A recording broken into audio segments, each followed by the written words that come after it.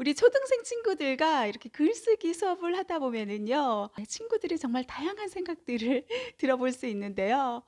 최근에 초등학교 3 학년 학생이 공부 때문에 스트레스를 받는다는 거예요. 스트레스의 원인은 다양하겠죠. 그런데 오늘 제가 여러분에게 들려주고 싶은 이야기, 공부를 하는데 나만 안 되는 것 같은 느낌을 받는 친구들 있잖아요.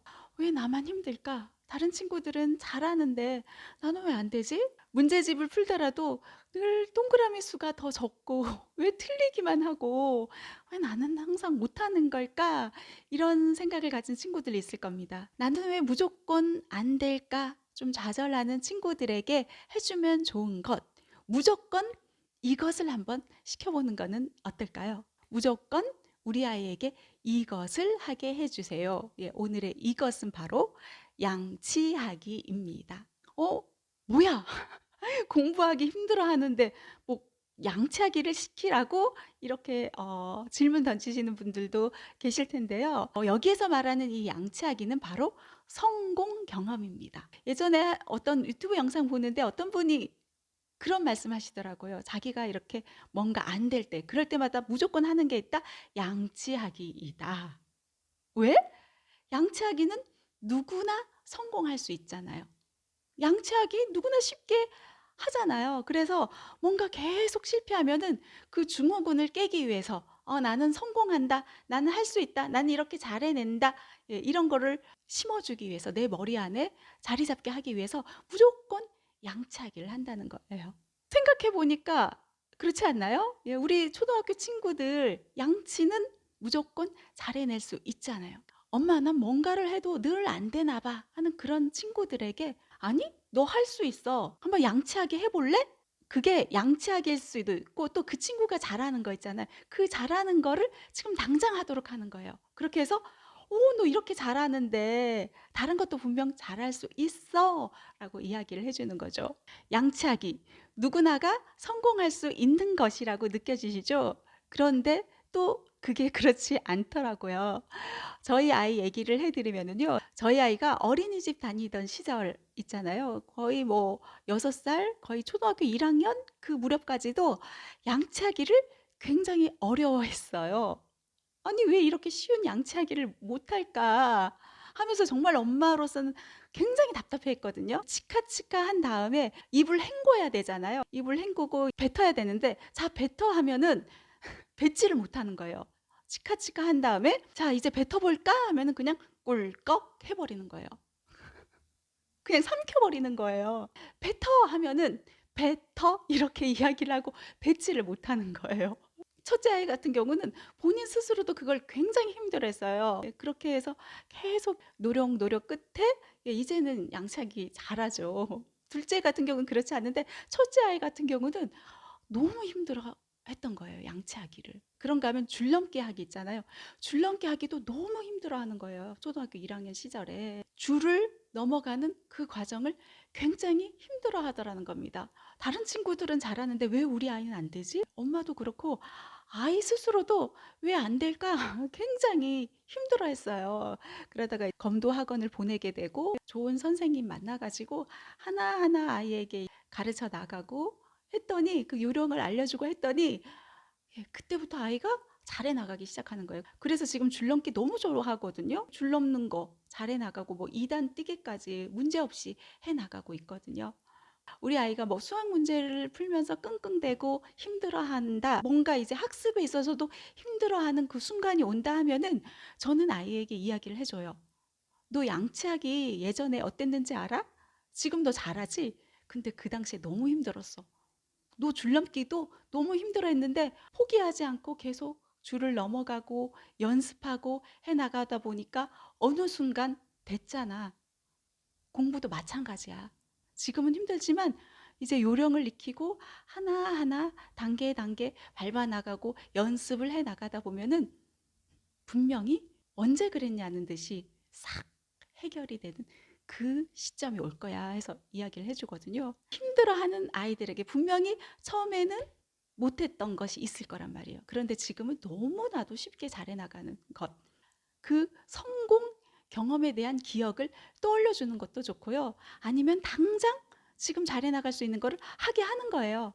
그러면서 "너는 잘해 나갈 수 있어. 이것들도 이렇게 잘해 나가는데 아 이거는 쉬운 거잖아요." "아니 처음 시작하는 사람이라면은 쉽지 않을 수 있어. 그런데 노력하고 연습해 나가다 보면 그게 익숙해져서 정말 잘해 나갈 수 있는 거야." 해서 가르쳐 나가는 건 어떨까 하는 그런 생각이 드네요. 수업 받으러 온 한 학생의 이야기입니다. 발표하는 거를 굉장히 힘들어했던 친구였습니다. 잘 되지 않던 친구예요. 그래서 정말 연습하는 시간을 좀 많이 가졌었던 그런 친구였었습니다. 그날도 잘 되지 않았던 거예요. 그래서 오늘 이만큼 연습했으니까 다음 시간은 잘 될 것이다 라고 이야기를 하고, 다음 시간에 이제 발표하기로 이야기를 한 거죠. 다음 시간이 온 거죠. 그런데 이 친구가 발표하기를 너무 잘하는 거예요. 그냥 한 번에 오케이를 한 거예요. 평소 같으면은 몇 번을 연습하고 이 과정을 더 거쳐야 되는데 그날만큼은 그냥 한 번에 오케이가 된 거예요. 그래서 아이에게 혹시 연습하고 왔어? 해서 물었더니만 연습하고 왔다는 거예요. 자신의 이야기를 풀어내는데, 선생님 오늘 사실 제가 너무나도 힘든 날이었었어요. 그래서 뭐가 도대체 힘든 날이었었는데 했더니만 수학 단원평가 시험을 봤는데 다 틀리고 너무 어렵고 정말 힘들었다는 거예요. 그 시험 자체에 대한 어떤 스트레스, 나는 왜 하지 못할까에 대한 스트레스, 그런데 이 상황을 계속 쭉 끌고 가기가 싫었다는 겁니다. 그래서 뭔가가 좋은 기운으로 바꿔놓고 싶었다는 거예요. 어떻게 할까 고민을 했는데, 학교 수업 끝나면은 논술학원에 가야 되는데 전 시간에 못했던 그 발표하기가 떠오르더라는 겁니다. 그래, 내가 수학 단원평가는 오늘 하루 좀 못했지만 발표하기만은 정말 잘해내겠다. 그렇게 결심을 하고 학원 오기 전부터 정말 열심히 연습하고 그러고서 왔다는 거예요. 그렇게 자신의 의지를 갖고 오늘은 정말 기필코 해낸다. 나 할 수 있어. 라는 그 생각을 갖고서 왔잖아요. 그래서 그 결과는 어떻게 됐다? 선생님이 너무 잘했어. 오늘 한 번에 그냥 오케이인데? 이렇게 이야기를 하니까 얼굴에서도 미소가 나오고, 그래, 나 할 수 있어. 라고 또한 자신감을 되찾을 수 있었다라는 겁니다. 그 얘기를 전해 듣는데, 너 정말 좋은 습관을 갖고 있다 하고 정말 칭찬을 해줬거든요. 우리 다른 친구들에게도 좀 이런 방법을 활용해 봐라 라고 좀 이야기를 해주고 싶더라고요. 뭔가가 정말 안 풀리는 순간들이 있잖아요. 책을 읽더라도 뭔가가 이해가 안 되고 무슨 소리야, 답답하단 말이에요. 그러면 이거를 끝끝내 끝까지 어떻게든 해보려고 노력하는 자세 또한 물론 필요합니다. 그런데 지금 이 순간은 뭔가에 막혀 있는 그런 어떤 시기일 수 있거든요. 그 막혀 있는 그 순간에 자꾸 돌파가 답이 아니라 어떤 또 다른 곳에서 자신감을 찾아오는 것 또한 중요하다는 것입니다.